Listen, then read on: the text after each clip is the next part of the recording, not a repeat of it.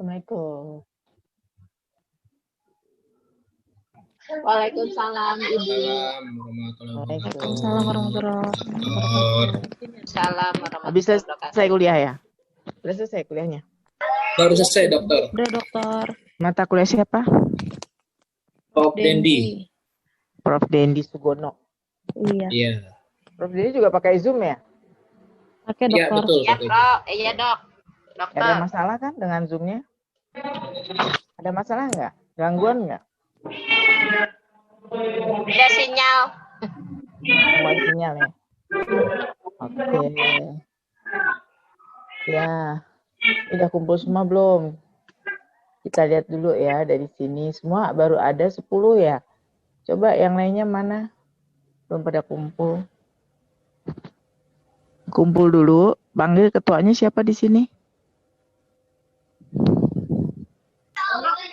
Baik, dokter. Nanti saya panggilkan. Ya, Jakarta Pusat bagaimana, dokter? Baik-baik saja. Aman-aman saja dari dulu, alhamdulillah. Demo kemarin rusuh. Iya, kebanyakan sih arahnya kan kalau nggak ke istana ke DPR ya. Iya. Jadi ke arah tengah-tengah kan. Kalau di sini kan kondisinya karena pusat tapi dia tidak mendekati ke pusat pemerintahan. Jadi rada tenang gitu loh. Tapi Ya, kalau soalnya kita kayak sekarang hari ini kan lagi mereka bergerak lagi kan, tapi mulai dari Menteng. Oh, Menteng Cikini, karena situ ada kampus kan, namanya UBK itu kan. Pokoknya di setiap ada kampus itu mereka mengadakan pergerakan. Terus kemarin tuh kalau yang orang-orang mahasiswa yang mereka masuk ke Jakarta, kampus-kampus yang pinggir yang daerah timur mau masuk, itu dicegat semua sama polisi. Tapi ya secegat-cegatnya tetap aja mahasiswa juga bisa nyari jalan lain gitu. Buktinya juga pada numpuk kan, kemarin semua pada kumpul kan. Gitu. Yang penting adik-adik kita tuh kan turun ke bawah bukan untuk dia pribadi kan, dia mewakili keluarganya, saudaranya, temannya, handetolan semua kan. Ini harus kita pikirkan kan itu. Karena hanya mahasiswa yang didengerin suaranya. Gitu. Jadi mahasiswa itu pusat informasi. Jadi apa aja dia cepet tahu. Makanya pada waktu dia turun, kemudian dia reaktif, kemudian ngeritik, nah itu wajar aja karena dia mewakili beban di belakangnya kan cukup kuat siapa saja kan. Nah itu. Nah tapi kasihan, kadang-kadang dilema juga. Dia jadi sasaran security, iya, aparat-aparat itu, kesadisan yang ada. Padahal mereka tuh bergerak karena tidak didengerin suaranya, kan gitu. Dia sudah ikut mengkritisi dari sosmed dari mana, tapi kan tidak didengerin. Nah, akhirnya turunlah semua. Itu. Tapi buktinya presiden-presiden kita turun juga yang gulingin kan juga mahasiswa, ya kan? Seperti itu. Gerindra turun 2000 kemarin, Bu. Kenapa? Gerindra turun 2000 mahasiswa kemarin, Prof. Ini hari ini juga turun lagi, cuman arahnya ke Merdeka. Ya, anak saya belum pulang nih, Prof. Iya. Anak Karena saya kan kemarin gitu ya. Gerindra tertangkap 2 orang, Prof. Nah, udah setelah tertangkap gimana dia? Nah, alhamdulillah tadi pagi dilepas. Dilepas. Tapi orang tuanya dipanggil nggak? Nggak dipanggil orang tuanya. Setelah saya konfirmasi ke Humas Polri, alhamdulillah dilepas katanya. Tapi pakai syarat. Ada beberapa jurnalis dari mahasiswa juga ada yang hilang, Bapak. Baru 2 yang ketemu. Cuman yang hilang itu dari UGM, UNJ, U4, sama UIN 1 belum ada kabarnya. Gunadarma juga 1 belum ada kabar. Kan itu yang diturunkan kan tim mantan residivis gitu. Dia dilatih gini untuk ya itu, untuk mukulin mahasiswa yang pada turun ke jalan itu gitu. Jadi polisi itu kan maunya bersih aja kan dari dulu juga, dari zamannya pergerakan dari mulai Soeharto kan dia maunya kan dia selalu bersih gitu. Dia taunya mahasiswa bikin masalah, padahal sebetulnya bikin masalah kan yang di atas kan, yang pimpinan-pimpinan di atas kan, gitu. Dia bikin aturan nggak turun dulu ke bawah, Sama observasi dulu, coba sama bagaimana lagi kalau di begini Cipayu. begitu. Dia ambil keputusan sendiri, nulis sendiri, keputusan sendiri di ini kan sendiri, jadi kan orang kesel kan. Nah, tapi juga perlu dipikirkan loh, kalau misalnya itu lolos, presiden kita 7 tahun loh nanti ke depan ini. Waduh. Bisa jadi, Bu. Ampun. Iya, memang udah Karena settingan itu. dampak Omnibus Law itu. Sementara presiden kita ini backup, presiden kita itu berpihak sama Chinese. Itu yang jadi masalah itu. Gitu, bukan berpihak ke rakyat kecil. Dia tuh udah jadi boneka. Apa kata orang lain, dia ngikutin aja. Akhirnya sekarang jadi udah, dia kalah suara, nggak bisa apa-apa. Nah, Ampun. sekarang yang turun mulai tentara mulai turun semua. Karena kalau nggak begitu, negara kita tuh nanti orang lain yang akan megang. Memang kita mau dipegang orang lain gitu. Ampun, dipegang yang ini aja ancur, Prof. Iya, makanya. Kan ibu tuh ngikutin ini dari mulai ibu zaman Soeharto, kayak begitu terus kan. Kadang-kadang suara rakyat, suara siswa tuh tidak dengar, akhirnya dia turun kan. Karena salah satunya jalan memang harus revolusi gitu loh. Baru pemerintah tuh berubah. Kalau enggak ya gitu-gitu terus. Tapi lucu setiap ini, terus nanti pasti yang jadi sasaran pertama adalah Tapi satu. kalau revolusi malah makan korban tuh. Oh udah pasti banyak. Yang dipikirkan. Tapi itu kan udah sebuah risiko ya. Gimana caranya kita revolusi itu, cuman korban nggak terlalu banyak. Iya. Terus? Revolusi, Pak Mutar. Apa? Gimana? Kalau korbannya sedikit, itu udah masuk dalam sejarah itu, Pak. Revolusi Prancis saja banyak korban loh. Tapi belum pernah, pasti banyak. Kita ikut revolusi Prancis aja. Prancis Itu kan banyak korban, Pak. Prancis Waduh. kan nggak terlalu makan korban. Siapa bilang? Banyak itu. Enggak, itu soalnya nggak diekspos. Oh, nggak diekspos Bu ya? Oh, jadi yang pinter itu ini bagian sekarang yang lagi ini tuh ini pihak wartawan. Iya. Ya kan? Dia bisa membuka suara, bisa menutup suara. Begitu kan? Kemungkinan besar Bu itu akan revolusi kejadian tahun 98 akan terulang. Terus rencananya revolusi di kayak Uni Soviet. Korban jiwa. Iya. Rencananya. Udah di setting gitu ya? Iya, udah di setting kayak gitu. Untuk kira-kira kapan itu? Kalau enggak pergerakannya lusa, mulai kapan? Iya. Kalau enggak lusa, kalau besar-besarannya itu kalau enggak lusa, kalau elemen TNI itu sepakat sama pemuda sepakat sama masyarakat sepakat, kemungkinan besar akan terjadi, Bu. Di bulan ini apa? Ya, insya Allah katanya di bulan ini, tapi kalau TNI nggak sepakat sama Menteri Menteri Pertahanan nggak sepakat, ya nggak jadi, Bu. Gitu. Ya. Tapi kelihatannya gimana? Tapi kalau kelihatannya sih masih dipikir-pikir katanya gitu, Bu. Oh, gitu. Soalnya kan komandan panglimanya itu kan dia kan ngikutnya Jokowi, Bu, bukan dukun yang lain. Oh, gitu. Ya, terus secara politiknya dia kan disiapkan untuk wakil Menteri Pertahanan. Iya. Terus? Jadi belum ada kabar selanjutnya, mungkin besok atau lusa lah, Bu. Ada kabar lagi. Oh, gitu. Ya, ya bagus lah. Buat bersinergi antara TNI dengan Polri. Iya. Ya bagus. Yang nggak sepakat sekarang itu adalah Polri, karena memang Menteri Pertahanan dalam negerinya itu kan Polri, Bu. Iya. Terus? Nah itu yang beratnya di situ. Gitu ya. Iya. Tapi harus dipikirkan lagi ya, dipikir ulang. Iya, dipikir-pikir lagi. Dipikir ulang. Revolusi ya, apa enggak gitu. Soalnya muhtarnya masih di Bima, Bu. Kalau misalkan dari Jakarta revolusi nih. Iya, benar. Iya.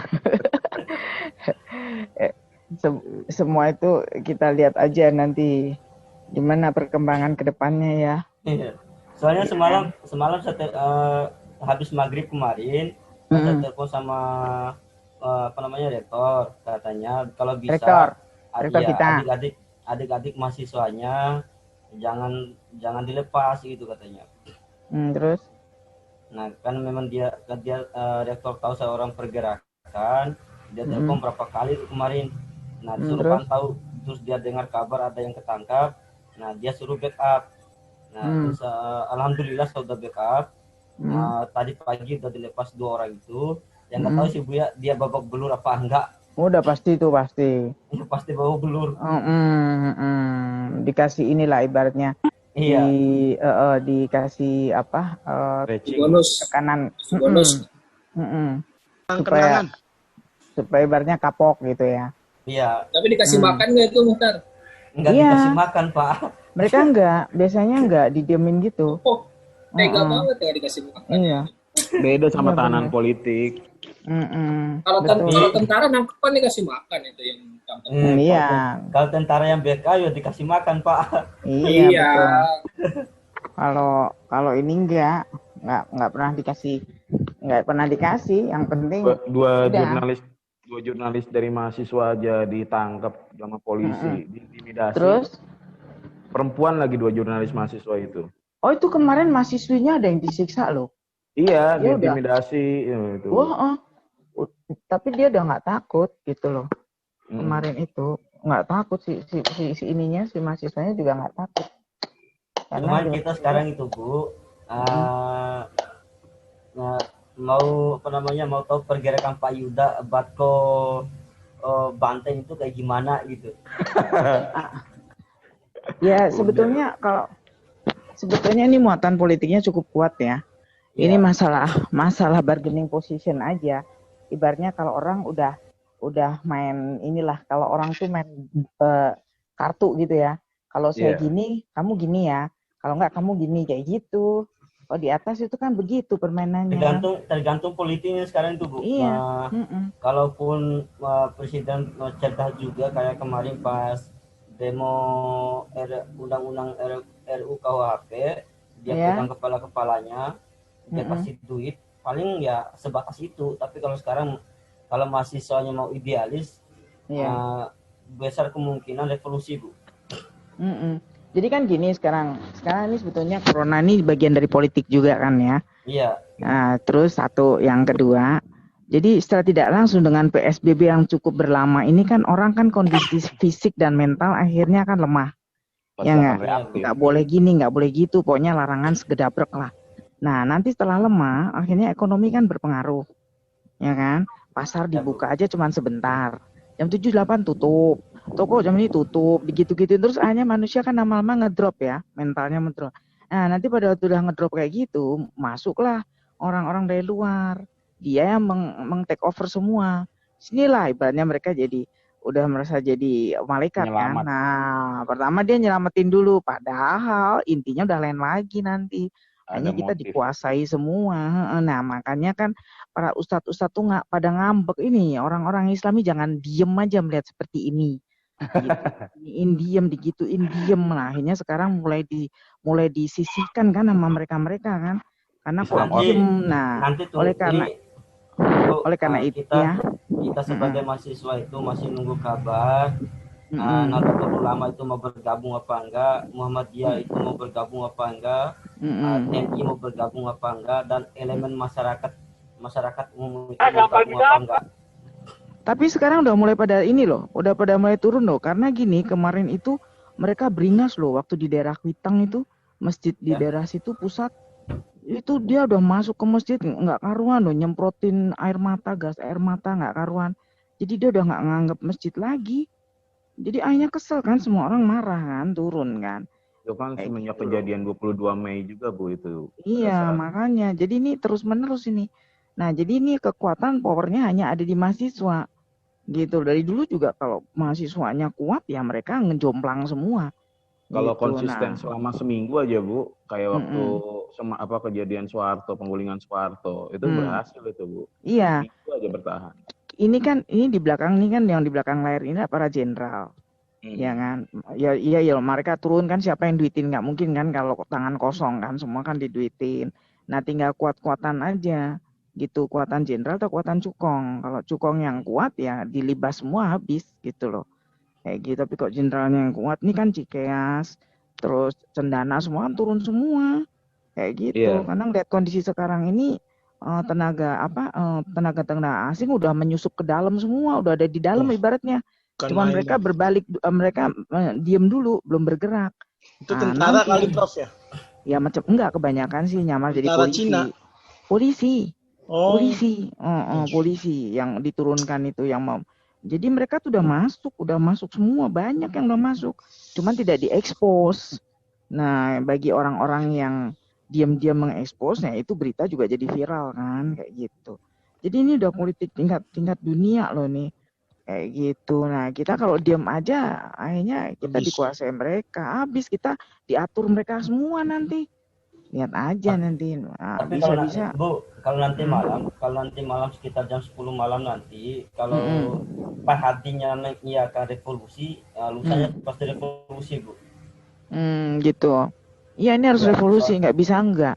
Karena ini udah kebangetan, ini udah mau akhir tahun, mau habis loh. Presidennya ntar lagi mau diganti apa enggak gitu ya. Iya, Bu. Presidennya ke Solo. Iya. Mungkin presidennya ganti gubernur kali ya, gubernur DKI. Ya, tapi gubernurnya juga gitu. Kayaknya gubernurnya itu ada ketakutan juga karena sebelumnya dia sudah dibayat bahwa nanti kalau ada apa-apa kamu gubernur semua se-Indonesia harus berpihak ke pemerintah. Udah dibayat, makanya kemarin dia kan kayak takut-takut juga. Ada kurang beraninya, jadi ibaratnya dia turun hanya mengademkan suasana, tapi sebetulnya belum. Gitu. Kan masih satu. Karena tujuannya kan ke gedung DPR, bukan ke gedung DPRD gitu kan. Iya, nah sekarang jadi nggak salah juga gitu kan sebenarnya. Di dalam DPR sendiri kan dualisme, ya kan, dualisme kan di dalam DPR sendiri kan. Itu nanti berampruk sendiri, setan iblis kan akhirnya berampruk sendiri kan. Nah di luar ini ingin masuk ke dalam kan susah. Nah ini lagi diusahakan kayak dulu lagi. Kalau itu udah bisa didudukin habis. Jadi lampu ya. Gitu. Satu. Berarti kita mahasiswa harus bersatu gitu. Rencananya gitu loh, Bu. Gini loh, Bu. Kalau lusa nggak bisa kita dudukin dengan kantor DPR, gedung DPR, berarti masker hadisnya nggak sepakat. Gitu. Panglima TNI nggak sepakat kalau lusa nggak didudukin sama mahasiswa. Cuman yang benar-benar gencar sekarang itu adalah Partai Demokrat sama Partai Gerindra. Karena dua partai besar ini keluar dari gedung nggak sepakat dengan undang-undang Omnibus Law. Dan itu yang megang PKS kali bukan Gerindra. PKS ya. Iya, PKS. Gerindra setuju, Gerindra tuh masuk ke dalam DPP. Udah masuk dia. Iya, dia udah dikasih jabatan. PKS dan Demokrat. Udah jadi antenya. Udah terjerat. Iya, dia bingung tapi enggak. Tapi si Prabowo kan orang jago di politik strategi perangnya. Dia diam-diam ini di bawah tanah. Jadi ibaratnya gitu, diam-diam dia menjamur kemana-mana. Nanti itu bergerak. Jadi dia seolah-olah kayak orang baik, nurut. Padahal dia pasukannya kan di mana-mana. Nanti lihat aja deh, ini bakal terjadi seperti itu. Gitu. Karena Prabowo itu paling tidak suka dengan Cina Tiongkok loh maksudnya ya. Negara ketiga itu kan mereka yang punya ekonomi dunia itu kan mereka gitu loh. Nah dia nggak suka gitu. Itu kan gara-gara Cina ada di sini kan gara-gara presidennya dulu Gus Dur kan.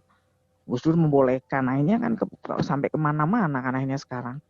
Jadi sekarang untuk menarik itu kan susah. Nah sementara mereka itu pahamnya adalah komunis gitu loh. Nah karena dia sudah banyak di sini ya mulailah bangkit. Kan komunis itu bangkitnya pada waktu kondisi lagi senyap-senyap gitu kan. Senyap, dia diam. Nah, nanti habis itu baru brek gitu kan. Kayak gitu kan. Pada mereka tuh jago tuh waktu bangkitnya tuh pas lagi senyap dia bangun, masuk. Pas lagi rame brek lah, baru dia mau nongol di situ. Tiba-tiba sudah booming. Gitu. Iya Jadi sih, kalau sekarang nggak revolusi, yang ditakutkan mahasiswa dalam kajian mahasiswa itu Mm-mm. 2023 Indonesia akan pakai mata uang Cina. Nah, iya, emang begitu. Emang udah begitu arahnya. Nanti presidennya adalah Cina. Kenapa kemarin kok gedung ESDM dibakar? Ya karena situ ada si Ahoknya juga kan. Iya, kayak gitu. Nah, itu jadi sasaran. Terus semalam kenapa rumahnya si Puan dirusak? Ya karena dia yang bikin masalah, dimatiin itunya kan. Jadi iya. Matiin mic-nya dia. Iya, mic-nya kan langsung dimatiin pas Demokrat ngomong kan dimatiin kan. Kan jahat dia. Rumahnya langsung malam-malam dirusak kan. Oh, padahal sayang kok dirusak, dibakar baru habis. Harusnya gitu kan. Tapi kita doain aja Bu, lusa atau seminggu inilah itu gedung DPR bisa diduduki oleh mahasiswa. Iya, nah itu justru itu. Jadi kita harus kembali kayak dulu. Jadi caranya harus menduduki karena itu kan punya rakyat. Sementara perwakilannya tidak berpihak ke rakyat kan gitu. Direbutlah rumahnya, harus gitu kayak dulu lagi. Karena gini, karena sekarang DPR tuh udah terbagi dua, ada yang pihak rakyat, ada yang berpihak dengan komunis. Iya. Gitu. Nah, komunis itu siapa? Ya antara lain ya orang-orang yang PKI keturunannya zaman dulu sekarang bangkit lagi kan. Ya, kayak gitu loh. Nah, tapi dia udah terkontaminasi dengan komunisnya dari negara-negara seberang, Tiongkok itu. Yang semua udah masuk ke dalam sini, mereka udah masuk dari mulai masuknya nggak kota besar, ke pinggir-pinggir pulau kecil sana di Indonesia, Sabang sampai Merauke, jadi pinggir-pinggir pantai gitu dia udah bertiarap di situ, gitu. Terus nanti dia dipakein baju-baju polisi, suruh turun, gitu. Jadi polisi yang benernya nggak turun, yang turun yang polisi-polisi gitu, kan udah arahnya udah ke situ sekarang, udah kebaca lah peta politiknya itu. Kan orang kita tuh nggak bodoh kan, karena tiap sering diteken akhirnya lama-lama tahu kan. Kayak gitu loh. Jadi intinya kita tuh jangan sampai dikuasai negara tetangga. Cuman sekarang ketakutan di kubu mahasiswa itu soalnya udah ada korban tuh di Makassar. Yang semalam saya dengar kabar ada 2 orang. Di Jogja walaupun nggak ada korban tapi yang luka-luka sekitar 20 orang. Banten 1 orang. Hah? Banten 1 orang. Banten 1 orang. Terus Bogor 3, Bogor. Bogor 3, Bogor. Unindra mahasiswanya turun ada nggak? Mahasiswa Unindra kemarin dia turun 2.000 Bu. Ya tapi ada yang kena nggak? Ada, yang 2 orang ketangkap itu yang saya ceritakan tadi. Yang hanya dilepas. Ya dilepas pagi. Ya saya kira pasti luka-luka lah itu orang. UI gimana UI? Barometernya kan UI dan ITB. UI gimana?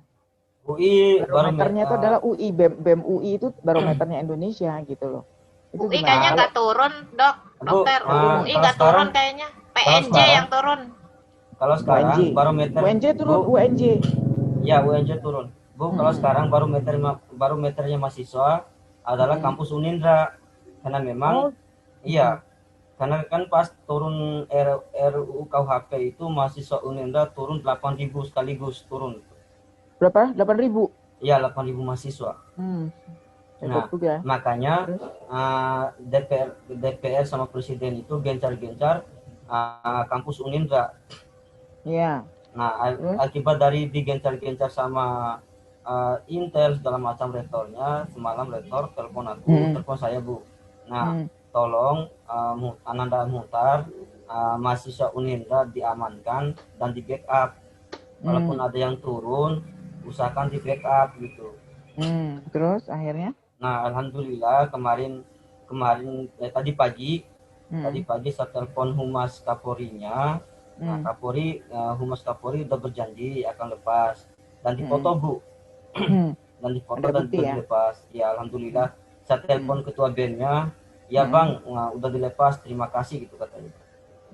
Gitu ya. Jadi buktinya ada, di fotonya ada ya. Iya. Tapi hari ini bergerak lagi nggak?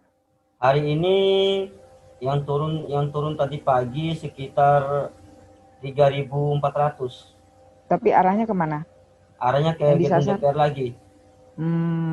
Bukannya ini yang sore ini tadi ke mana, ke Merdeka? Nah, yang sore kan mereka dari gedung DPR kembali ke rencananya mereka itu mau kembali ke istana Bu. Benar ya. Jadi itu sasarannya kan. Ya. Cuman yang tinggal di situ orangnya nggak ada. yang nggak ada, udah pergi kemana nggak tahu. Udah Itu kabur. bukan Udah Bang di Dik. Kalimantan Tengah ngurusin pertanian. Iya, pura-puranya nggak denger gitu loh. Sama ngurusin bebek katanya. Oh gitu ya. Ngurusin Iya, lumbung di beritanya. pangan di Kalimantan. Lumbung pangan dan meninjau ratusan bebek katanya. Gitu ya. Jadi ibaratnya hanya ini aja, hanya apa? Pengalihan aja ya. Tapi sebetulnya Karena sudah memang- dikasih ya, sudah sebetulnya dikasih tahu. menghindari. Meninjau Iya. jalan tol juga di Kalimantan. Oh, itu harusnya kok udah kondisi kayak gitu, itu harus panglimanya turun. Itulah, kalau kondisi udah nggak kondusif kan panglima turun. Ini Itu. nggak ada yang turun satupun ini. Makanya semua takut karena udah ada 9 naga itu sangat berperan kayak gitu. Banyak Yang orang turun juga- malah Gojek banyak kan. Makanya dibentrokin sama tupoksinya TNI dengan Polri, Bu. Makanya. Masalah keamanan wilayah. Iya. Benturkan. Karena kan presidennya kan berpihak sama Polri, ya kan. Iya. Semua panglimanya kan banyak yang digentik sama dia kan. Pokoknya siapa yang kelihatan nggak berpihak ke pemerintah digentik langsung kan. Nah sekarang dia itu dikelilingi sama Polri, jadi Polri sekarang lagi naik daun, sehingga akhirnya TNI sama Polri kan nggak cocok, berantem kan akhirnya. Gara-gara yang terakhir tuh bakar markas Polsek gitu kan. Itu kan sebetulnya Ciracas. itu kan Kan polisi sekarang, itu. Bu, kalau sekarang itu kan TNI dianaktiri kan sama presiden. Yang kita lihat di instansi KPK nggak ada TNI, terus di BNN nggak ada TNI, terus di badan apa yang satu yang dalam negeri lagi itu nggak ada TNI. Iya. Terus udah sepi ya, nggak ada lagi, semua ya, diambil. Iya, udah sepi. Dipinggirin semua, iya. Ya dipinggirin semua. Iya. Kan TNI Nanti- sekarang yang bintang 2, yang bintang 3 banyak yang nggak punya kantor, Bu. Jadi- Dan memang otak Megawati itu kayak gitu. Semenjak dia jadi presiden, undang-undang liniernya TNI kan dihapus. Terus?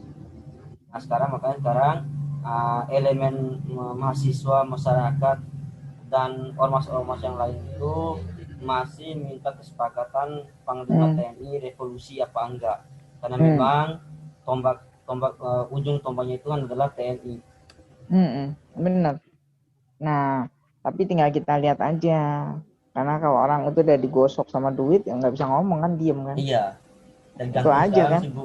Iya, tergantung sekarang ormas-ormasnya itu idealis apa enggak, mahasiswa BEM seluruh Indonesia itu idealis apa enggak. Kalaupun mereka idealis, revolusi itu bisa terjadi. Kalau mereka nggak idealis, mungkin seminggu ini ya selebihnya udah selesai gitu. Ya. Tapi kan ada organisasi mahasiswa underbaunya dari Pak D. Iya, benar. Dari partainya Pak D. Iya, Tapi betul. juga lah. Karena dalam mahasiswa pun juga sudah pro kontra juga loh. Iya, udah kan? ada underbaunya. Iya, udah sulit sekarang itu. Sekarang itu teman lawan Mahasiswa nasi bungkus ya. Iya. Jadi teman lawan tipis gitu. Oke, kita lanjut ya. Jadi hari ini kita pembelajarannya topiknya adalah tentang hubungan bahasa dan pikiran. Udah belum? Udah ya, Tia? Tentang pemerolehan bahasa Sekarang ya. proses pemerolehan bahasa anak. Ya, proses pemerolehan bahasa pertama anak ya. Yang ini akan dipaparkan oleh berapa orang ya di sini dalam kelompok ini? 2 orang, dokter. 2 orang nih. Ya coba siapa aja, karena kita waktunya tadi udah ngobrol, sekarang jam 5, kita sejam lagi ya. Tadi setengah jam, biasakan pemanasan dulu ya. Kita harus evaluasi. Nambah ilmu. Iya. Nambah pengalaman. Karena kita harus evaluasi dong kondisi di luar seperti apa. Iya, Jangan kita betul. tidur diam cuek, kan nggak boleh gitu. Sementara yang turun anak kita, adik kita, ponakan kita, masa kita cuek tidur, masa bodoh mereka berdarah-darah, kan kasihan juga. Padahal mereka turun itu kan mewakili keluarganya kan. Betul ya banget. Kan? Termasuk schooling mistik gitu. ini. Berarti saya banyak belajar sama aktivis 98 ini, Bu. Iya. Oh, berarti sama Bu Media juga dong. Alhamdulillah pernah Prof Resto gitu kan. Paling dokter kalau tidak pakai ke setting 98 kan kayak MPR. Ya, itu yang penting gini loh. Sekarang yang penting kalau kita sekarang kebanyakan orang kita tuh sekarang actionnya kurang, jadi lip service aja. Nah Iya, itu yang akhirnya kecolongan. Padahal kalau mereka bergerak itu nggak banyak ngomong, tiba-tiba senyap, tiba-tiba udah muncul, udah kayak jamur. Nah kita kecolongan banyak. ya kecolongan Nah banget makanya sih, Bu. iyalah, ya tidur melulu cuek banget sama lingkungan di luar. Akhirnya kayak begitu kondisinya sekarang itu. Jadi kadang-kadang Online, kalah. Bu, game online. Jadi Kalau gini, sekarang, Bu, jadi kalau kata Ustadz ya, semalam saya dengerin Ustadz komen-komen ya, dari Ustadz, orang-orang Islam kita tuh banyak diem, banyak tidak mau dengerin kondisi di luar ada gedubrak, nah, tiba-tiba udah kayak gini baru ngomong kan, ya. Ngeselin kan. Nah ya, sebenarnya masyarakat banyak yang masuk Indonesia bodoh. nih, ya masyarakat Indonesia ini kan Islamnya paling dominan kan. Iya. Nah ya itu, tapi kok cicing wae gitu kan, harusnya jangan cicing wae kan. Nah sekarang kita mau nyerang, kita udah ngelewatin paku-paku duri-duri, susah kan, kayak Susah, gitu loh. Banyak yang hedon, Bu. Oke lah, ini mudah-mudahan ini bapak-bapak yang ada di sini sebagai perwakilan guru-guru, perwakilan keluarga, dan perwakilan adik-adik Iya. siswa, semoga yang menjadi barometer buat adik-adik semua. Dulu Kasih kalau pengarahan. dulu Ibu Gitu. gabung ke organisasi mana, Bu? Aku Ya. kalau ibu tuh organisasi militer, organisasi PPM, Pemuda Pancamarga, ibu. Oh, Mantap. iya. Saya kira Masih ada hubungannya sama pemuda Pancasila nggak, Bu? Itu ya, Pancasila itu landasan negara. Kalau dulu ada HMI nggak, Bu?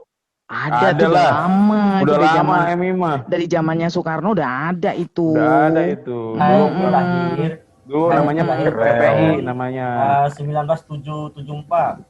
Ada itu 47. ketuanya adalah kakak iparku Haji Sulastomo. Oh, HMI. Kak Ipar. Itu kakak saya, keren, kakak mantap. ibu yang nomor 3. Oh, luar biasa. Iya. Dan beliau sekarang sudah meninggal tahun Luar yang biasa. lalu karena sakit keras. Iya, itu pelopornya beliau. HMI, Haji Sulastomo terkenal lah pokoknya di HMI. Begitu. Jadi Berarti dokter anak kolong ya, Dok? iya, keluarga kolong. Wih, mantap. Waduh, mantap. Kalau Mukhtar keluarga kalong. Jadi takut. Sebetulnya Kampret, itu kan muter gerak kampret. betul. Sebetulnya itu kan hanya lambang saja, tapi yang penting hatinya Allah aja kan. Oh iya. Wow, Iya. bijak sekali. Amin. Acuannya kan tetap Al-Qur'an kayak gitu kan. Amin, amin. Amin, Dok. Nah, itu landasan utama itu. Pancasila itu ada di dalam Al-Qur'an gitu. Iya. Nah, Ini itulah. Bu, barusan saya dapat kabar Unindra tambah lagi jadi 5.700, Bu. Apanya itu? Yang turun. Hari apa? Masanya. Sekarang. Hari ini. Iya. Hari ini. Iya, Bu. Terus gimana kondisinya sekarang? Ya, kondisinya masih aman, masih Tolong stabil. Muhtar ceritakan Muhtar. Ceritakan. Iya. Ya. Ustaz, titip anak saya, Mustar ya. Belum pulang-pulang nih. Ya ampun. Tolong Muhtar ceritakan kronologisnya. Ini Anak saya bener belum nggak? pulang-pulang, Bu. Kalau belum pulang langsung datang ke Pol sana, Polda, Ya, Polres. Sekarang? Kondisinya di mana? Dia di daerah mana? dia kemarin terakhir sih di depan Awang apa. Nah, itu tanyain sama lingkungan teman-temannya dulu. Ya, Kemarin anaknya di mana kayak gitu. Lingkungan teman-teman kan banyak yang tahu gitu kan. GPS-nya aktifin. Gitu. Jadi kita bisa lihat karena kan ada dua. Bisa mungkin dia nggak berani pulang, bisa mungkin dia dalam kondisi tertahan kayak gitu. Cuman ya dokter saya cek. cuma sekarang mahasiswa Iya. sekarang itu harus berhati-hati dalam memang Banyak penyusup. banyak penyusup. Makanya. Terus kalau hati-hati kalau jalan sendiri banyak pintu. Jadi gini, pokoknya ya, yang vokal-vokal itu langsung masuk ke rekaman-rekaman Intel.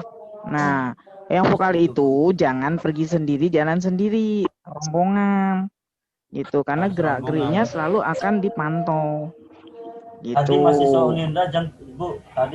Unindra jam 3. Nah, jam 3 apa? 3 sore. Ya, jam 3 sore tadi sekitar 3.000 lebih itu Iya. naik kereta Terus? tanpa ongkos. Terus? Digratisin. Nah, turunnya gitu. Iya, turunnya di Gambir apa yang di mana itu Bu, yang dekat Monas. Mereka naik dari mana? Dari Pasar Minggu ya? Bentar, saya cuma pesan satu sama teman-teman mahasiswa yang sekarang.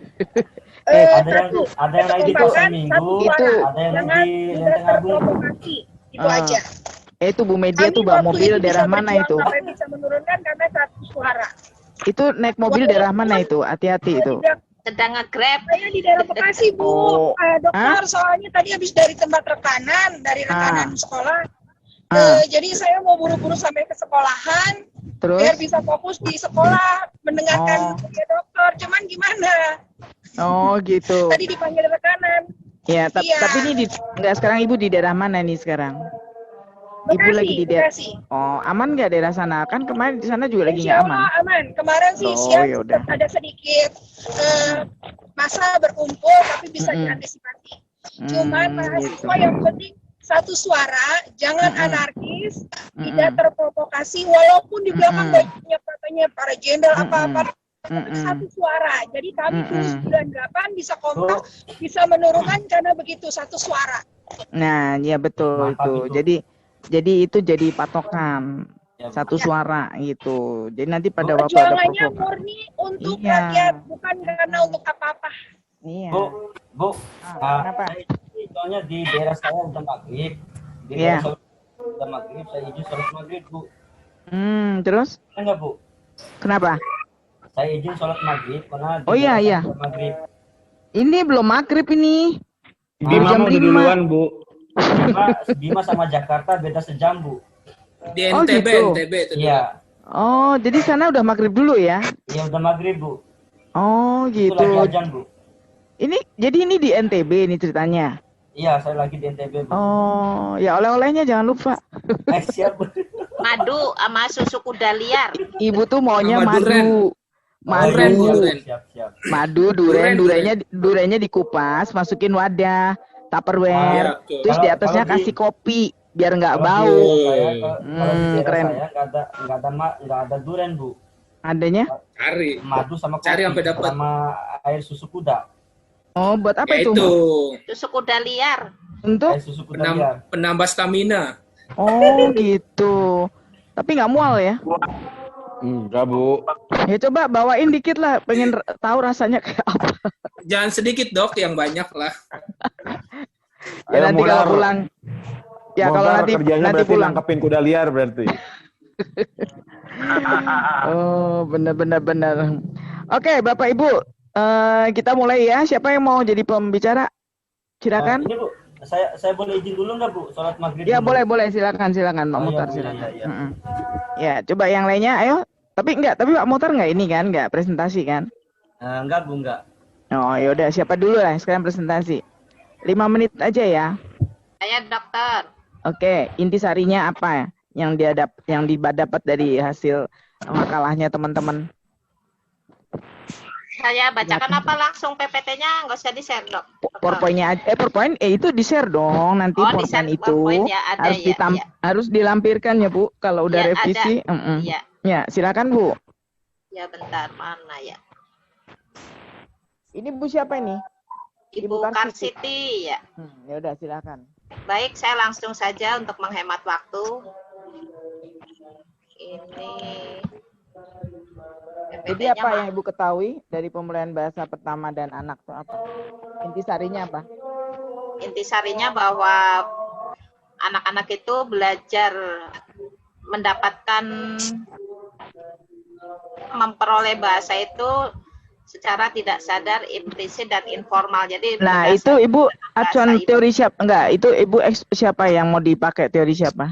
Teori Maksan. Ya, coba 2 teori per 3 gitu. Mereka mengatakan apa? Kemudian hasil pikir Ibu apa? Mengatakan bahwa suatu proses penguasaan bahasa yang dilakukan oleh seseorang secara tidak sadar, implisit dan informal. Jadi anak-anak itu belajar memperoleh bahasa itu dalam keseharian itu secara tidak sadar dia mengikuti apa yang dikatakan oleh orang tuanya. Informal artinya di dalam keluarga. Yang kedua oleh Daryo Wijoyo. proses penguasaan bahasa yang dilakukan oleh anak secara natural waktu dia belajar bahasa ibunya. Jadi bahasa yang pertama kali dia dapatkan di dalam keluarga dengan menirukan ibunya pada saat bicara atau mendengarkan dahulu. Itu. Selanjutnya, ini sudah ada teori pemerolehan, sudah ada di buku. Iya. Tentang behavioristik, nativisme, Chomsky, terus kognitivisme, interaksionisme. Nah, dari beberapa teori itu, jadi apa yang disimpulkan Ibu? Pembelajaran bahasa itu adalah dari ketiga gabungan teori yang Ibu dapat itu tadi. Menurut Ibu apa hasil olah pikir Ibu? Bahwa bahasa itu diperoleh antara lain karena adanya rangsangan atau stimulus kan ada reaksi. Intinya itu. Betul. Iya. Nah, reaksi itu ada dua, bisa dari dalam keluarga itu sendiri atau dari luar, dari lingkungannya. Jadi ada formal dan informal ya. Ada formal dan informal. Ya. Terus yang berikutnya tadi ada lagi pengaruh dari teorinya kognitivisme, Bu. Kalau kognitivisme, iya. Jadi bahwa bahasa itu dinamis. Dia berkembang terus dari kematangan. Ya, dari kematangan pikiran, mental, pemahaman di lingkungan dia belajar ataupun di lingkungan kehidupannya ya. Jadi bahasa itu dinamis. Kalau tadi kan Bu bilang berdasarkan stimulus, rangsangan atau responnya. Nah, apa yang dia lihat itu langsung dia ucap kayak gitu ya. Nah, tapi lama-lama berkembang sesuai pikirannya kan. Nah, pikiran itu bisa dari dalam lingkungan keluarganya atau dari proses pembelajarannya. Ya, bagus. Ya, sekarang berikutnya satu lagi. Nanti baru kita bahas. Ya, satu lagi. Tentang proses memahami ujaran. Nah, bagaimana cara prosesnya? Gantian Firdaus, mana Firdaus? Pokoknya kita belajar itu kalau menggunakan ini Bu, daring, itu harus menit per menit. Iya, baik. Prosesnya pertama dari bayi. Bayi itu kan melalui tangisan, melalui gerak-gerik, dia belum bisa bicara, belum bisa hanya gerak-gerakan lah dia dia nangis, apa dia aus, apa dia pengen makan, lapar, begitu. Ya, jadi itu sesuai teorinya behaviorisme, Bu. Yang Ibu sampaikan tadi, behaviorisme juga begitu. Dari apa yang dia lihat dalam bentuk tangisan, dalam bentuk kasih sayang, stimulus kayak gitu itu bahasa yang belum terwujud, masih abstrak, jadi hanya suara. Bunyi kan. Dari teriakan, orang nangis itu sudah bahasa kan. Iya. Terus simpulannya apa yang Bu dapat? Ya, kesimpulannya bahwa pemerolehan bahasa anak itu akan berkembang terus atau dinamis seperti yang tadi dokter katakan. Dari bayi sampai anak, sampai nanti dia remaja, sampai sekolah, dewasa. Sampai sekarang ya, turun demo sampai, tuh ya. Sampai demo. Ya, itu pembelajaran psikologis juga kan. Kenapa kan mereka dari demo? Bahasa di medsos juga itu. Karena di pikiran dia sudah numpuk kan masalah. Kemudian dia ucapkan dalam bentuk turun ke bawah, dia berbicara. Karena pada itu berbicara ya itu. Karena orang itu pada dasarnya kan makhluk sosial, dia harus berbicara kan. Kalau dia diam aja kan. Ya. Oke, sekarang berikutnya satu lagi, siapa tadi yang mau paparan? Ya, Ibu hanya ingin tahu intinya topik ini, paham nggak ini? Coba berikutnya siapa lagi? Firdaus mana ya? Firdaus kemana tadi? Dia minum susu kuda liar dulu mungkin. Itu Mokhtar, Bu. Firdaus di Riau. Ada nggak? Mana? Oh, dia pulang ke Riau. Rionya mana? Jambi, Bu. Jambi. Oh, gitu. Jadi ini semua berjauhan ya kita nih daring ini ya? Iya. Berjauhan. Enggak di Jakarta ya? Enggak. Di Jakarta ya? Nggak ada yang di Jakarta. Oh, semua jauh-jauh ya. Tapi suaranya bagus loh nih. Sinyalnya bagus. Nggak putus-putus. Oke, siapa tadi berikutnya? Pak Firdaus mana Pak Firdaus? Oh, nggak ada. Ya, oke. Kalau Pak Firdaus nggak ada, mungkin Ibu siapa lagi ya? Berdua atau bertiga ya? Cuma berdua. Oh, nih di sini ada Firdaus. Ya tuh Firdaus, ayo. Firdaus. Ini di sini kelihatan, jangan cicing wae, ayo. Coba gimana tuh? Nggak kerja ya? Kemarin bikin PowerPoint-nya nggak? Buat PowerPoint. Ya, silakan. Mana Firdaus? Ya, ini Ibu sudah bisa. Ini Firdaus ada di tempatnya. Coba silakan. Firdaus bagian psikolinguistiknya. Ditutup. Ditutup, itunya dibuka itu. Mute-mutenya. Mute-nya dibuka. Biar keluar suaranya. Pak Firdaus itu dibuka itu unmute-nya. Bagian psikolinguistik, hubungan antara pembelajaran bahasa pertama dan memahami ujaran, Firdaus. Ya, gimana? Ayo semangat Firdaus. Kok nggak kedengeran ya suaranya? Mungkin ada maju lagi. Terus itunya mungkin mic-nya coba dibuka deh. Sudah belum nih? Coba ini siapa yang jadi hostnya di sini di grup ini, yang jadi host siapa? Balinda. Yuk, mana Bu Linda kok nggak kelihatannya? Bu Linda? Coba ikut dibantu nih gimana nih? Pak Firdaus ini trouble nih. Ayo. Nggak kedengeran suaranya sama sekali. Mas Firdaus bisa pakai mic nggak? Miknya mana miknya? Dibuka. Si Mike Mic-nya dibuka. Pak Firdaus. Ini di sini udah di mute kok, udah di mute. Ini udah di mute. Nah, enggak, tetap belum kedengaran suaranya. Belum kedengaran. Gimana coba? Bapak-bapak, ini ngeliat temennya lagi kesulitan, gimana caranya? Solusinya gimana nih?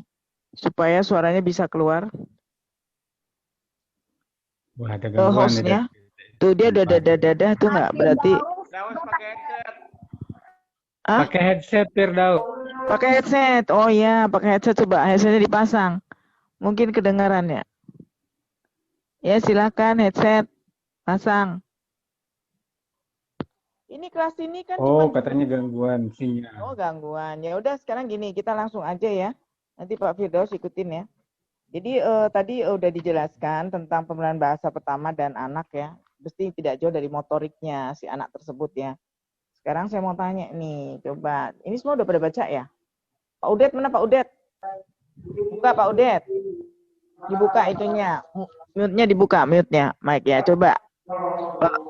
Dibuka, nggak kedengeran? Ya, Pak Udet. Pak Udet kan udah baca nih makalahnya temennya nih. Menurut Pak Udet apa kira-kira? Ada masukan apa nih dari materi yang dijelaskan tertulis ini menurut Pak Udet? Ya, turun. Boleh bertanya, boleh ngasih masukan. Bahasa pertama ya mungkin saya sangat condong sekali dengan bahasa ini ya. Tadi yang disampaikan oleh sedikit keras Pak, kurang jelas suaranya. Karena terus terang aja, ya.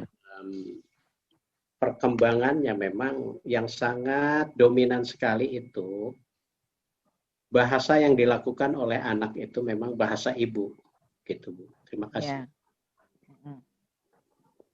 Jadi terus apa maksudnya? Udah. Maksudnya apa? Itu mau tanya atau mau kasih masukan? Kok masukan itu yang mana? Penegasan. Saya hanya sharing aja Bu ya, hanya sharing. Menegaskan. Menegaskan, memang betul ya. Tadi sudah dibahas ya oleh penyaji materi ya, bahwa ini tentang bahasa ya, terutama bahasa anak. Iya. Memang bahasa yang pertama diterapkan yaitu adalah bahasa anak. Yang sangat dominan dan sangat condong sekali itu bahasa ibu. Iya. Ini dalam perkembangannya ya Bu ya.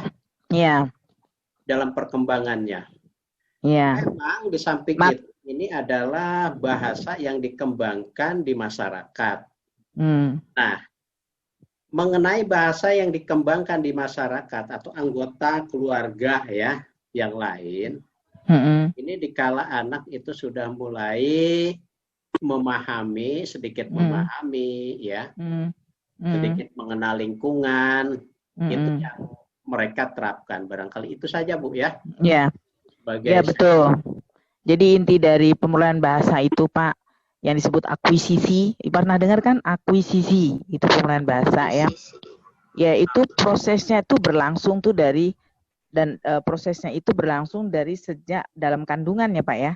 Ya, betul, betul. Jadi bahasa itu bukan di luar kandungan, di dalam kandungan sudah ada, cuman bentuknya gerakan. Jadi pada waktu dia nendang-nendang kayak gitu, si ibu otomatis terangsang kan, oh iki kok sakit, oh mungkin anaknya lapar, mungkin anak lagi sakit di dalam, kayak seperti itu ya. Nah itu pada waktu mereka nanti lahir, itu yang disebut bahasa pertama, karena dia mendapat langsung dari suara-suara ibunya. Sedangkan di luar tadi, waktu kita dapat pembelajaran, itu disebut bahasa kedua, karena dimulai dari proses belajar gitu ya. Nah tentu otomatis bahasa itu kan dinamis, berkembang tidaknya tergantung masing-masing individu dan kaitannya dengan otak. Bila otak kita itu tidak bermasalah, tentu lancar. Makanya bisa dilihat anak-anak yang mulai berbicaranya itu mudah, berarti dia tidak ada masalah dengan otaknya. Tapi pada waktu dia masih lahir, sudah mulai proses bicara dia kesulitan, berarti ada masalah dengan otaknya. Nah itu yang harus kita bawa ke ahlinya. Apakah anak kita tuh bermasalah di THT-nya atau apa gitu. Jadi prosesnya tuh semua terlihat dari waktu anak itu sudah mulai ada di dunia. Dari mulai dia bicara. Biasanya umur berapa mereka mulai bersuara? Lahir itu udah bersuara kan? Langsung nangis itu kan? Ya seperti itu. Nah tentu kita ya lahir keluar ceprot itu kan udah langsung nangis dia. Kenapa dia harus nangis? Karena untuk mendeteksi apakah jantung si bayi tersebut itu aktif atau tidak. Gitu. Jadi pertama dia sudah menunjukkan suara dulu, nangis kenceng itu malah bagus, berarti oh jantungnya itu kondisinya bagus. Nah bila jantungnya dia sedikit ada gangguan, pasti dia nangisnya juga nggak bisa kenceng. Nah itu segera cepat terdeteksi juga, gitu. Tapi yang paling bahaya tuh ibu pengalaman, ibu punya anak, ibu sampai anak ibu umur 5 tahun baru bisa ngomong. Tadinya kita udah pikirannya nggak karuan kan, ada apa, udah dibawa ke spesialis, udah berapa orang spesialis.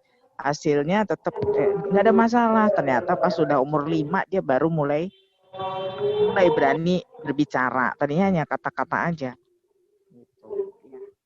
Jadi sebetulnya penelitian itu, hasil penelitian para pakar itu benar. Ya. Tapi gini loh, Pak, Bu, dalam kehidupan itu kita tuh sudah melakukan semua yang ada di penelitian. Cuman karena sekarang kita mulai belajar psikolinguistik, tentu kita harus cari teorinya. Oh, teori ini ada di mana? Oh, kalau kayak begini nih ada teori yang mana?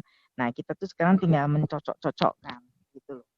Jadi kalau kemarin dalam kehidupan tuh semua sudah kita lalui, nah sekarang kita harus mencari itu penjelasan-penjelasan dalam kehidupan kita tuh ada nggak hasil penelitiannya? Oh, ada di pakar ini mengatakan ini kayak gitu. Jadi Bapak Ibu tuh sekarang dalam rangka itu. Nah, tapi nanti Bapak Ibu juga harus bisa memberikan contoh. Apa yang Bapak Ibu sampaikan gitu. Apa yang bisa dianalisis itu harus contohnya seperti apa, harus bisa. Gitu. Ya. Jadi itu ya tadi sekarang tadi itu tadi Pak Udet ya. Saya mau manggil Bu Yanisa. Bu Yanisa. Bu atas arahannya, yeah. Bu. Ya, Bu Yanisa apa? Setelah Bu Yanisa udah baca ya, punya makalah temennya ya. Karena makalah tersebut adalah milik bersama ya, semua harus ngikutin.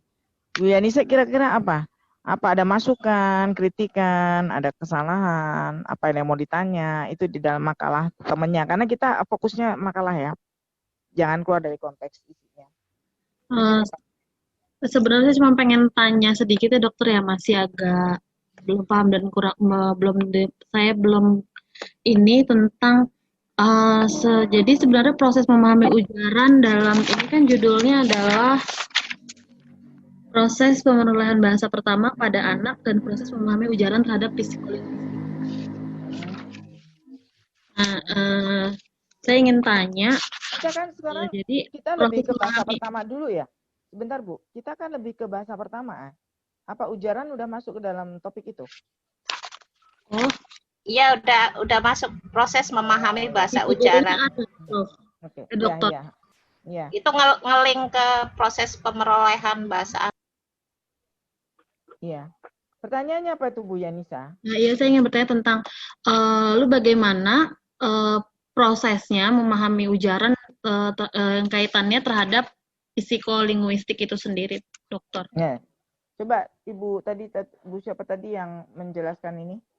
Nanti yang lain Ibu kasih kesempatan juga ikut merespon pertanyaan ini ya. Karena jangan semua dari dosennya, kita bukan SMA lagi ya. Coba, karena Ibu catat nanti siapa yang bisa. Tadi, Bu siapa tadi? Bu Kustini ya tadi? Arsiti.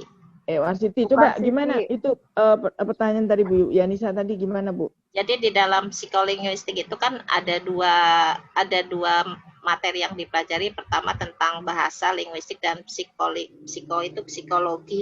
Di dalam memahami ujaran itu kan ada yang pertama adalah memahami ujaran itu pada saat anak itu belajar bahasa, belajar mengucapkan sesuatu itu kan berasal dari pikiran. Di situ kan pikiran itu berhubungan dengan psikologi. Kemudian pikiran itu kan mental masih tuh. ya pikiran mental itu kan jadi ada kaitannya antara memahami ujaran dengan psikologi. Psikologinya di situ anak mendapatkan untuk mengucapkan sesuatu, mereka tuh berpikir dulu. Kalau enggak dia meniru dulu, mendengar dulu orang tuanya bicara apa sih, itu kan proses berpikir ada di situ begitu. Iya. Jadi ujarannya adalah linguistiknya. Nah, proses berpikirnya itulah psikologinya. Psikologinya. Karena di dalam psikologi itu peran otak dan mental itu sangat berkaitan gitu. Jadi pada waktu kita melihat, mata kita melihat, mendengar, itu langsung otak itu bekerja. Nah, kemudian baru keluar melalui ujarannya gitu. Nah, tapi kadang-kadang juga ada apa yang dipikir dengan apa yang diucapkan sering tidak sama kan. Nah, itu pasti ada masalah. Ada sesuatu di anak tersebut. Apakah ini memang dia terlambat dalam merespon? Karena ibu punya ponakan seperti itu. Jadi dia tuh kok melihat, mendengar, merekam, itu pada waktu keluar lama prosesnya. Terus kemudian pada waktu nanti keluar, kadang-kadang tidak sama dengan apa yang kita bahas di saat itu, apa yang kita bicarakan saat itu, baik itu mau lisan ataupun tertulis. Nah, seperti itu ya. Jadi itu juga pengaruh juga di dalam masalah otaknya juga, kayak gitu ya. Jadi nomor 1 tuh saya mau tanya ke Bapak Ibu, jadi perannya tuh lebih peran mana, otak atau ujaran dulu? Dalam pemerolehan. Ya, otak dulu. Lebih ke otak, ya, pikiran. Makanya itu materi tersebut bekerja sama dengan linguistik. Karena orang psikologi tahu segala sesuatu yang ada di pikiran kita itu sangat berperan di dalam mengeluarkan produk ujaran itu. Nah, ujaran itu ada di linguistik kan. Nah, linguistik itu adalah ilmu yang mempelajari bahasa. Nah, yang dipelajari itu ada berapa? Ada morfologi, ada sintaksis, ada semantik, dan seterusnya seperti itu ya. Oleh karena itu kedua ilmu ini waktu digabung sangat berkaitan gitu ya. Jadi tadi pertanyaan dari Bu Yanisa itu sudah betul dijawab sama Bu Karsiti bahwa sudah sesuatu itu sangat berpengaruh dengan psikolinguistiknya itu sendiri gitu ya. Ya seperti yang Ibu sampaikan tadi, sekarang mahasiswa demo itu pasti kan ada sesuatu yang di otaknya udah numpuk kan. Nah pada waktu otak numpuk dia ngomong sendiri nggak didengerin kan, rame-rame lah dia ngomong. Nah pada waktu dia ngomong pasti dalam bentuk ujaran kan. Nah, ujaran itu bisa dua, bisa dia cara halus dulu atau dia cara bengok, kasar, umpat-umpat kayak gitu kan. Nah, jadi itu semua tuh pengaruh dari apa rekaman yang ada di dalam otak manusia itu sendiri. Itu. Oke, sekarang saya tunjuk dokter, lagi. Boleh saya tanya. Siapa ini? Danu, dokter. Oh iya. Silakan Pak Danu. Ini saya masih bingung dengan yang ada di slide 10. Di sini kan dikatakan di slide 10. Di slide 10. Oh, itu apa ini ya? PowerPoint ya? Iya, betul. Ibu nggak bisa lihat ini di PowerPoint-nya. Ya udah, nggak apa-apa. Coba jadi disebutin gini, apa? Ya, kan di sini ada tahap perkembangan kata atau kalimat. Tahap ini berlangsung ketika anak berusia antara 12 sampai 18 bulan. Nah, sedangkan di sini dikatakan bahwa disebut tahap satu kata, satu frase atau kalimat. Sebenarnya yang ditulis ini termasuk ke proses tahap yang mana? Karena sebenarnya kan menurut Rifudin saja ada 4 tahap. Pralinguistik, satu kata, 2 kata, dan tahap banyak kata. Nah, apakah ini sebenarnya lebih spesifiknya, lebih detailnya, lebih ke tahap mana ya dokter? Soalnya kan usia 12 sampai 18 tahun itu kan 12 bulan kan berbeda-beda kan untuk perkembangan anak sendiri. Nah ini sebenarnya sangat spesifik, itu lebih ke masuk ke tahap yang mana? Oke, coba saya kembalikan ke pertanyaan ke Ibu tadi yang pemakalah. Gimana, Bu? Ibu? Iya, sebentar. Untuk di sini memang ada dikategorikan ada 4 tahapan. Untuk yang umurnya 12 dan 18 bulan tuh di situ sebutkan termasuk tahap satu kata atau holoprastis. Misalnya anak menyebut kata mam berarti kan dia minta makan, saya minta makan, artinya itu mam tuh ya saya minta makan gitu. Kalau misalnya dia nyebutkan pak, misalnya saya mau papa ada di sini, artinya secara tersirat seperti itu. Atau mak, saya mau mama ada di sini. Jadi dia mengucapkan satu kata, cuma sebenarnya secara tersirat maknanya punya arti yang tersendiri. Ya, jadi maknanya dari si lawan bicaranya itu dia meraba-raba kan? Karena kenapa harus meraba? Karena anak itu kan baru kata aja ya, dia berucap kata yang benar-benar dasar kan. Nah, pihak lingkungan keluarganya khususnya ibunya itu yang harus meraba. Apa kira-kira seperti itu ya? Kira-kira yang mana yang akhirnya menjadi waktu meraba dia harus merangkai kata-kata tadi menjadi sebuah kalimat kan.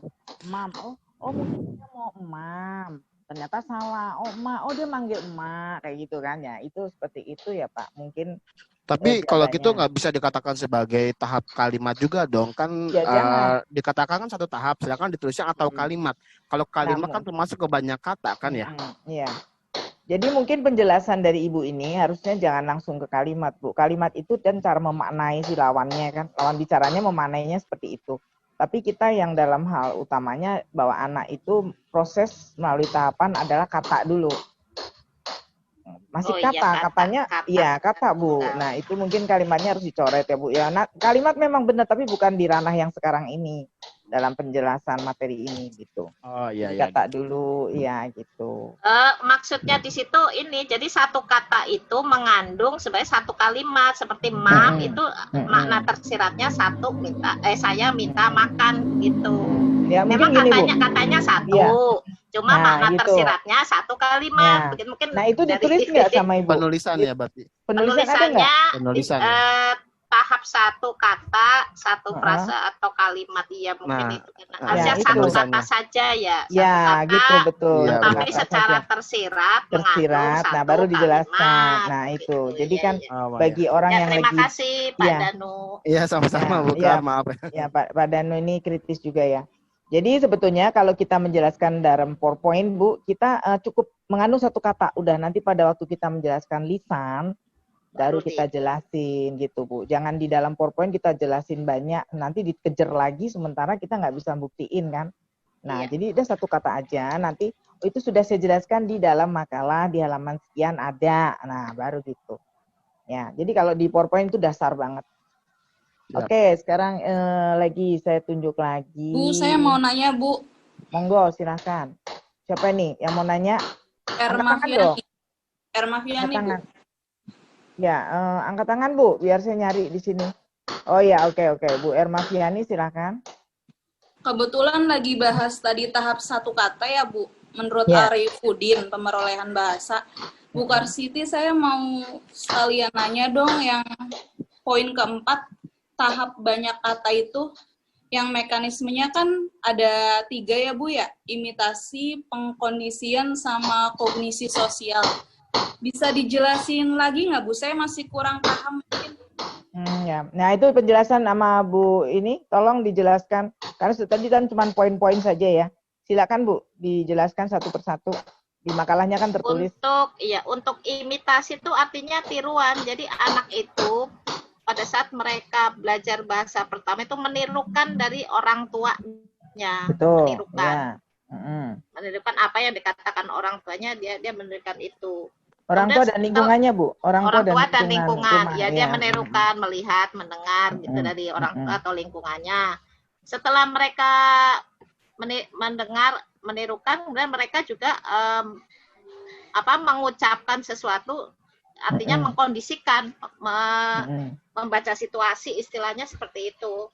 Terus mereka belajar ikut-ikutan mengucapkan apa yang orang tua atau lingkungan dia ucapkan seperti itu. Satu lagi hilang. Jadi satu mendengar, dia mendengar dulu kan Bu? Memandang, mendengar, kemudian menirukan. Habis itu dia menjadi kebiasaan, dia ngucap sendiri. Jadi sudah masuk ke dalam proses ke kognitifnya, motoriknya ya, motorik otaknya udah mulai. Terus satu lagi apa lagi Ibu? Kognisi sosial. Nah, berarti artinya dia dalam... memahami. orang yang ngomong kan, Iya, siapapun memahami ngomong dia dengerin. Nah, cuman cara menjawabnya itu dia belum bisa sempurna, tapi dia paham biasanya dalam bentuk instruksi ya. Bubuk, akhirnya bubuk. Maam, gitu ya, seperti itu. Nah, itu kognisinya itu yang sudah mulai bekerja, kecerdasan di dalam otaknya itu. Itu seperti itu ya, Bu Emma Fiani. Kira-kira gimana, Bu Emma Fiani? Iya, Bu. Makasih ya, Bu. Oke, terima kasih. Pak Baharudin. Ya, Pak Baharudin coba tolong dibuka. Ya, Pak Baharudin apa? Coba tadi apa kira-kira?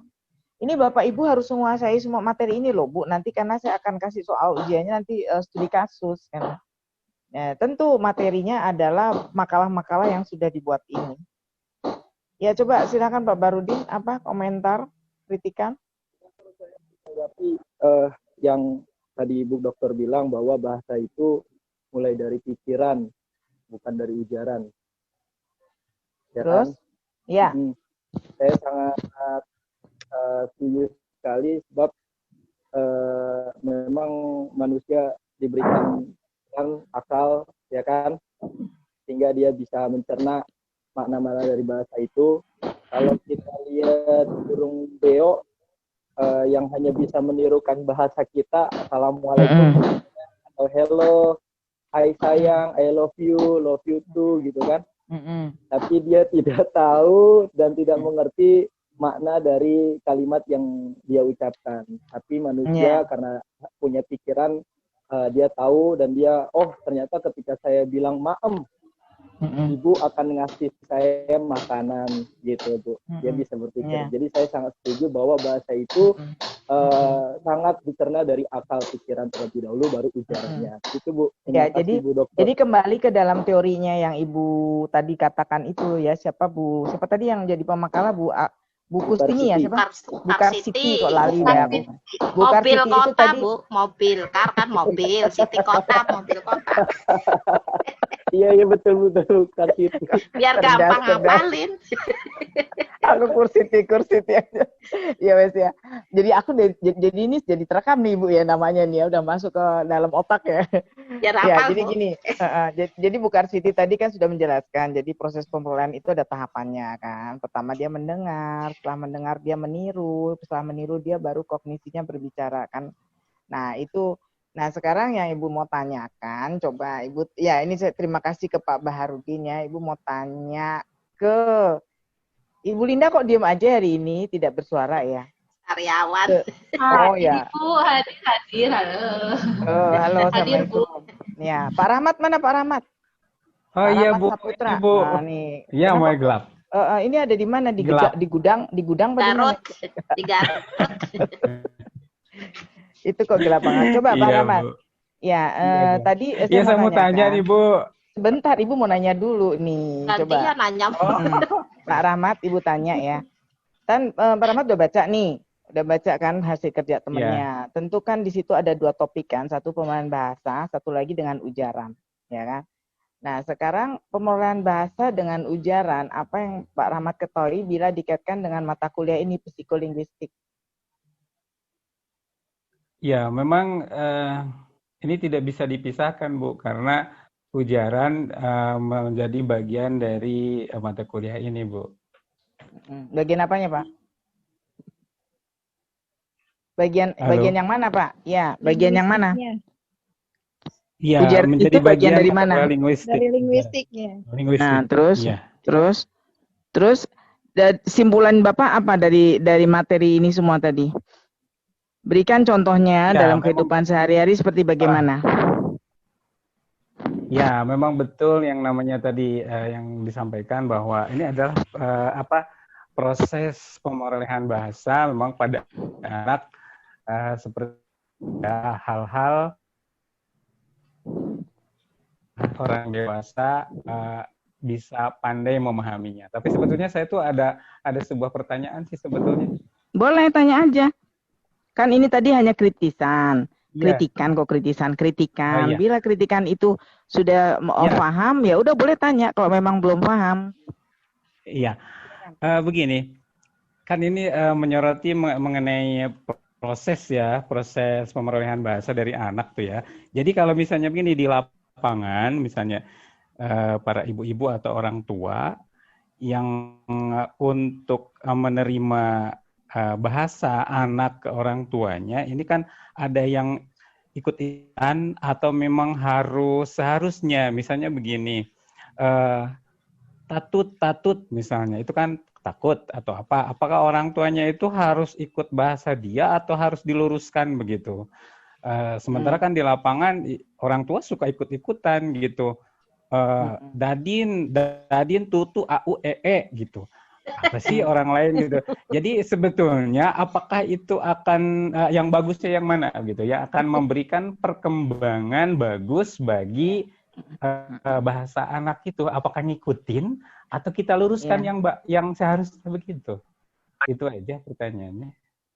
Ya, jadi gini Pak, kan tadi sudah dijelaskan di dalam teorinya Pak. Jadi proses pemerolehan bahasa itu kan semua melihat dari empiris ya Pak ya. Yang dilihat, didengar, diucap, baru diujar kan.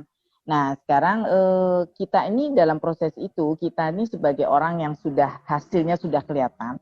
Pada waktu kita mengajarkan anak untuk bahasa pertamanya, kita harus luruskan Pak, karena dia itu dalam proses untuk menuju ke sempurna. Jangan kita ngikutin dia, nanti dia besarnya jadi begitu terus, susah untuk merubah. Jadi kita harus ngarahkan Pak, karena dalam proses untuk mendapatkan bahasanya dia dalam proses sentuhan nama respon tadi, kita harus ngarahkan terus sampai dia tuh telinganya dengar bahwa yang terucap sebenarnya itu begini. Karena nanti dengan waktu berjalan dia akan menyesuaikan. Akhirnya dia bisa bilang ibu, bapak, mama, itu akan terjadi seperti itu. Tapi bila kita selalu ngikutin dia, nanti setelah dia tambah umur, dia akan pelo. Toh Bapak seringan dengar anak ngomongnya masih apa, padahal anak itu udah belajar, udah sekolah, tapi ngomongnya masih belum intonasinya, artikulasinya masih nggak jelas, karena tadinya didiamkan dalam proses pertumbuhannya itu. Jadi kita harus sesuaikan Pak. Nah, memang kita harus perlu kesabaran dalam hal ini, karena kan orang pertama di dalam lingkungan dia adalah keluarganya kan, baik itu ibu bapaknya, saudara siapa. Jadi harus kita arahkan, jangan malah buat guyon. Jadi anak itu jangan dibully Pak, pada waktu salah jangan dibully, itu nggak boleh. Dia akan terbentuk, dia nanti tambah besar mental dia tidak percaya diri. Karena dari setiap dia apa yang dia ucap diketawain. Nah itu terekam di pikiran dia.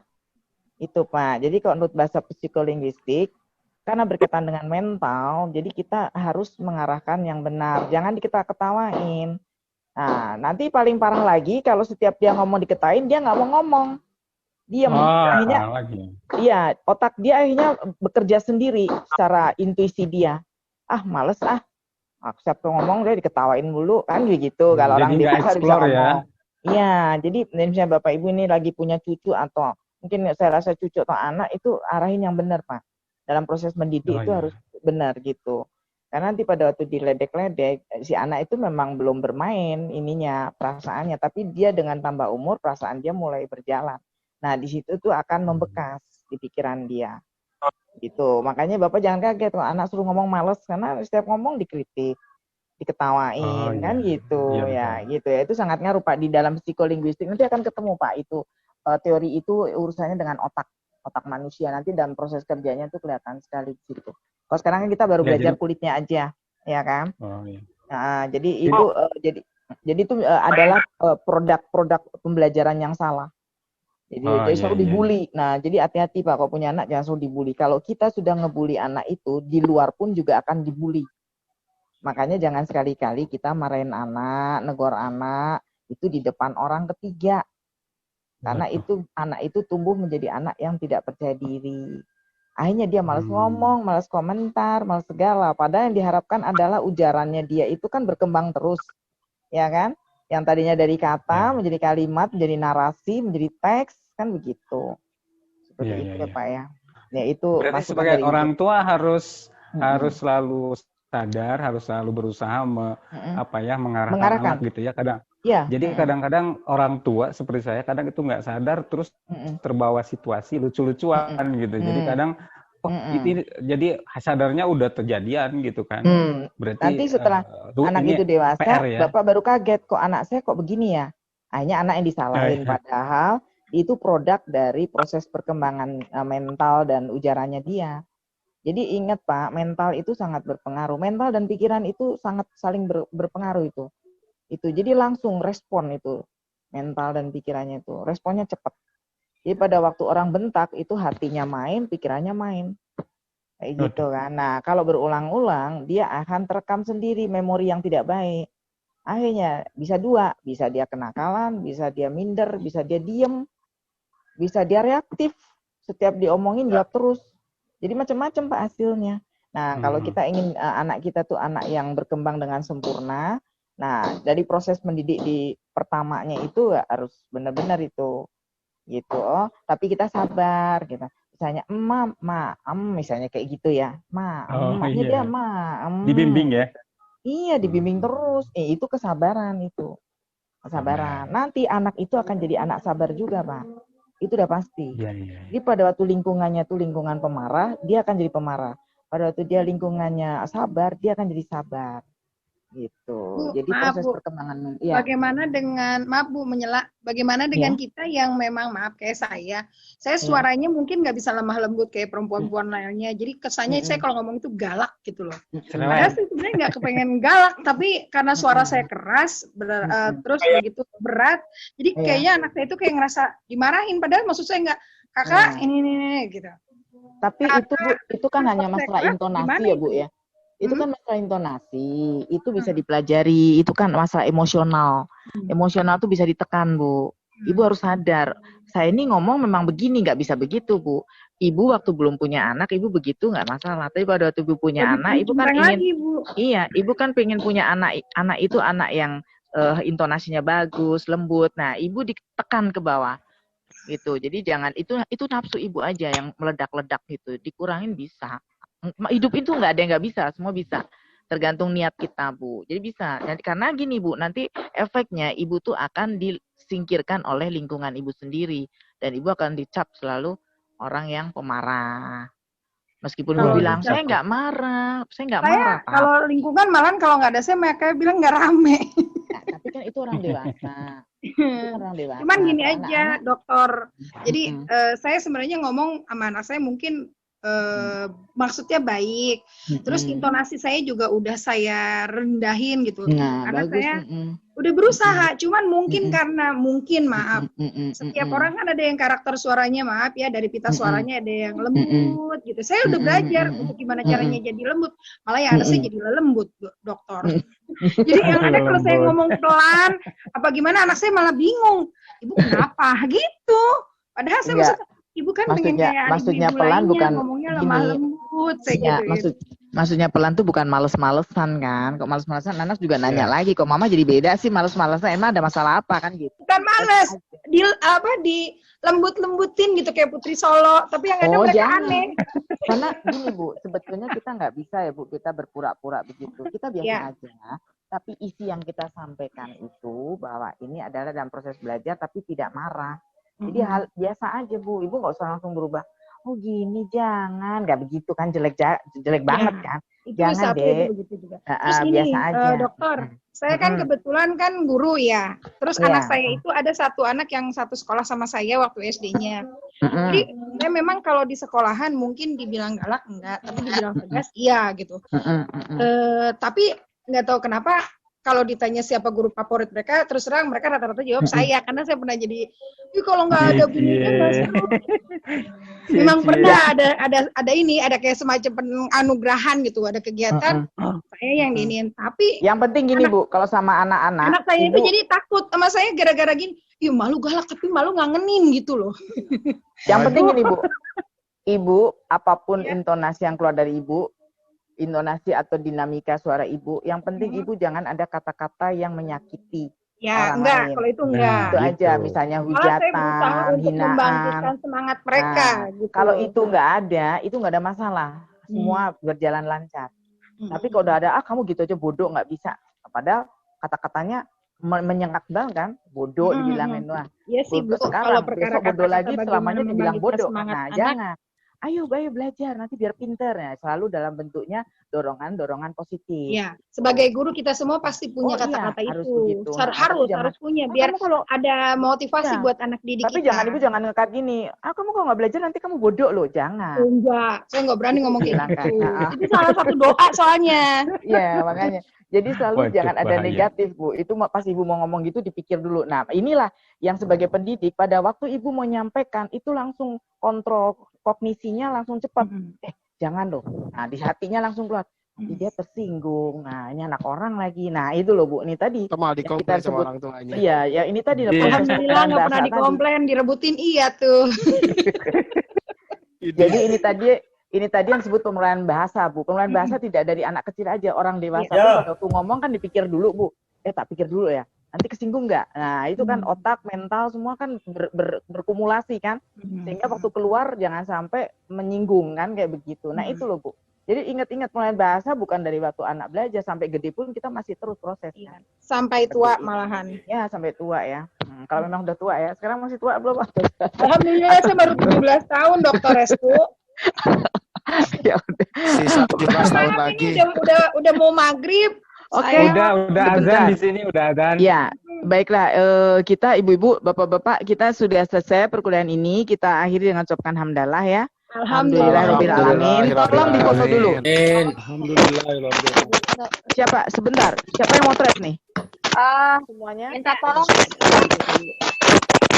Udah dikirim dulu siapa yang berisik. Minta tolong Pak Urip foto dulu, saya pakai handphone dulu. Siapa yang mau foto? Pak Urip. Pak Urip. Minta tolong untuk Pak Urip. Silakan. Ada Pak Urip yang pakai laptop. Yang pakai laptop dong, minta tolong. Yang pakai laptop. Pakai handphone. Minta tolong yang pakai handphone. Mbak Yanisa dia pakai laptop. Yang pakai laptop siapa? Ya, mulai ya. Mbak Yanisa. Bapaknya siapa? Hari ini aku bawa bukunya. Mulai ya. Mbak Yanisa. 1, 2, 3. Dah semua? Dikirim ya. Ya. Baik ke ketua kelasnya. Baiklah, kita akhiri ucapkan alhamdulillah. Sampai ketemu ya di Terima kasih Dokter Restu untuk perkuliahan. Terima kasih. Dokter Restu. Terima kasih Dokter Restu. Terima kasih Dokter Selamat Restu. ya. Assalamualaikum. Selamat minggu depan. Selamat masuk revolusi ya. Revolusi akhir zaman. Selamat revolusi. Revolusi. Merdeka. Teh media itu pialanya dipegang, Teh media akan mendapatkan anugerah Piala Citra. Ya, oke. Sampai ketemu. Kita selamat menjalankan ibadah maghribnya ya. Sholat ya. Assalamualaikum Waalaikumsalam warahmatullahi wabarakatuh. Mana kirim dong ke WA ya? Kirim ke ibu ya. Siap. Assalamualaikum Mas. Kedengeran. Aduh. Apa? Ndak, lo gak kedengeran, Ndak. Pak Oe, mana Pak Oe? Ini tumben nih, udah gak banyak ngomong. Jadi demo itu. Jadi yang di Bogor, Pak. Bogor. Bogor ya kaci. Bogor rusuh. Iya, rombongan ketinggalan. Ketinggalan rombongan. Sebelah gua rumah gue, kalau sama kakinya misah. Iyalah. Banget itu. Nonton TV. Andi ya? Jakarta. Udah, sampai ketemu di Bogor. Di Bogor juga rusuh, Pak. Udah, sholat dulu, sholat. Sholat maghrib. Sholat. Ya, sholat Idul Adha. Ayo, sholat Id. Sholat maghrib. Sholat Id. Pak Rahmat. Yuk. Aduh. Ayo. Mutar udah beres lah tuh Mutar. Yuk. Mutar udah beres sholatnya dia. Oh, udah dari tadi dia. Udah mau isya lagi dia sekarang. Ayo. Yuk. Ya udah, Sampai jumpa. Assalamualaikum. Assalamualaikum. Salam.